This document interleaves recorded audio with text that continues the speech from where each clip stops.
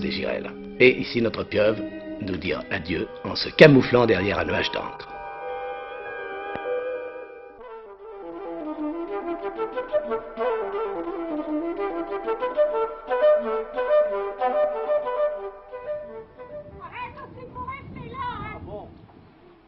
Un dimanche matin, dans une petite cité du Nord, aux portes de Douai.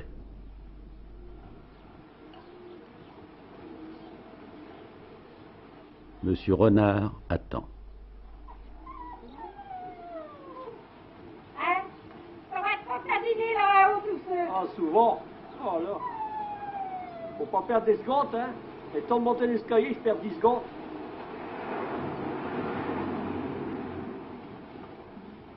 Pauline, il n'a pas qu'un. Ah, je l'ai pas vu tomber. Ah, réponds, il n'est pas vu qu'un. Hein? Si monsieur et madame Renard font ainsi le guet, c'est qu'à l'aube, à quelques 300 km à vol d'oiseau, on a donné le grand départ.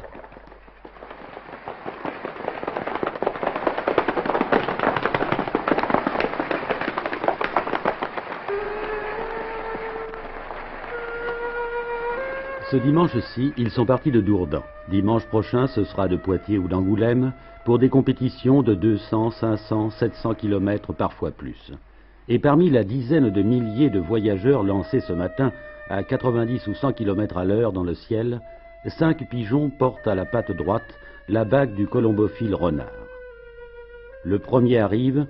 Au moment où il entre au pigeonnier, sa bague de concours est déposée dans l'appareil dateur-enregistreur que détient chaque propriétaire. Et alors, Vous voyez, aussitôt qu'il descend de plateau. Vous voyez, comment il fait? Il fait où? Il appelle sa femelle. Il demande à voir sa femelle. Je vais aller chercher, vous allez voir. Viens, viens mon garçon. Regardez, ça va la reconnaître. Regardez comment elle fait, vous voyez?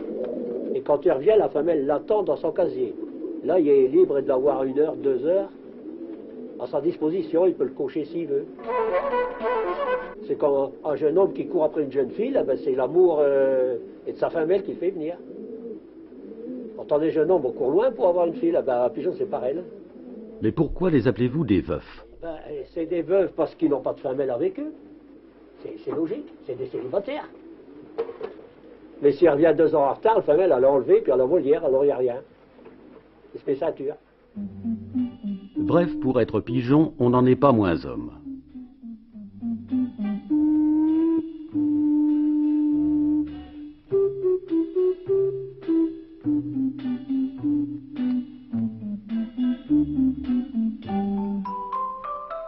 Laissons donc le guerrier à son repos, mais si l'on sait maintenant pourquoi il est revenu, personne encore ne saurait dire avec une certitude scientifique comment tout pigeon finit toujours par retrouver son colombier, dont le détournent seulement les orages magnétiques et les faisceaux radars.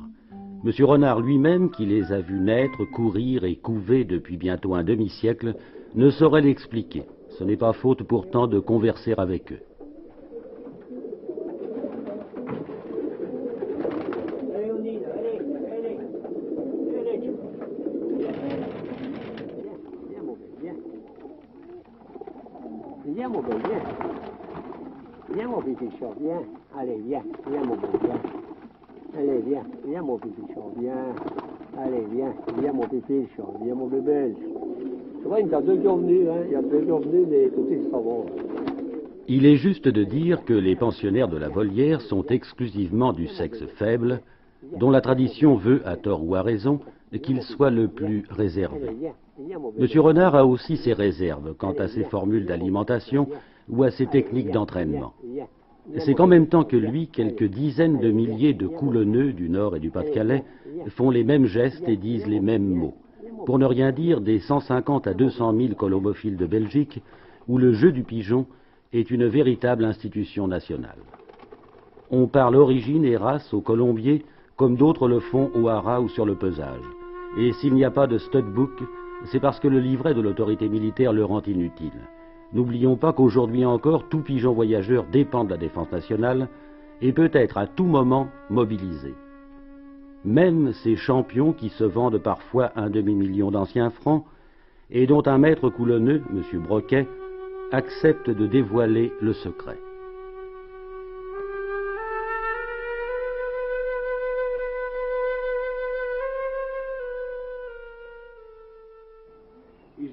un de mes pigeons de base. De base d'origine, de très origine, qui viennent d'un très grand fond de la Belgique, d'un amateur tout à fait sérieux, et qui m'a fait en 66, consécutivement dans les concours au-dessus de Paris, 7 premiers prix. Pourquoi vous mettez toujours votre doigt devant son bec quand vous tenez? Là, on ne bouge pas, hein. Et on prend l'expression plus facilement de l'œil. Parce que l'expression de l'œil donne un indice. Un pigeon qui a une tête, qui a un œil mort, n'est pas un pigeon volontaire.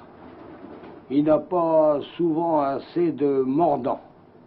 Et le pigeon voyageur, il faut qu'il ait du mordant. Il faut qu'il vole naturellement sans avoir besoin d'aucune drogue. Parce que la drogue, elle ne tient pas. Ça dure une année ou deux, et on n'arrive pas à un résultat sérieux. Et là, c'est involontaire.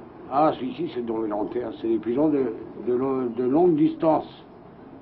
Son père, c'était le champion du Pas-de-Calais, qui vient de chez Stéphane Wanzinski de Noyelles-sous-Lens.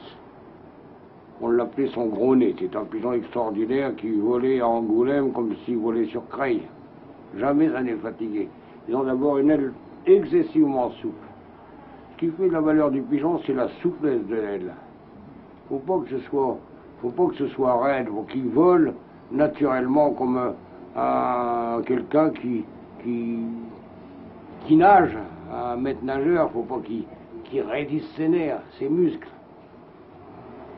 Vous voyez, du reste, puis il y a un décalage d'aile, ce qui l'évite d'être planeur. Parce qu'il fait de l'air comme ça. Il l'évacue par l'arrière. Et là, ils sont d'une solidité remarquable. Hein. Pigeons qui ne plient pas.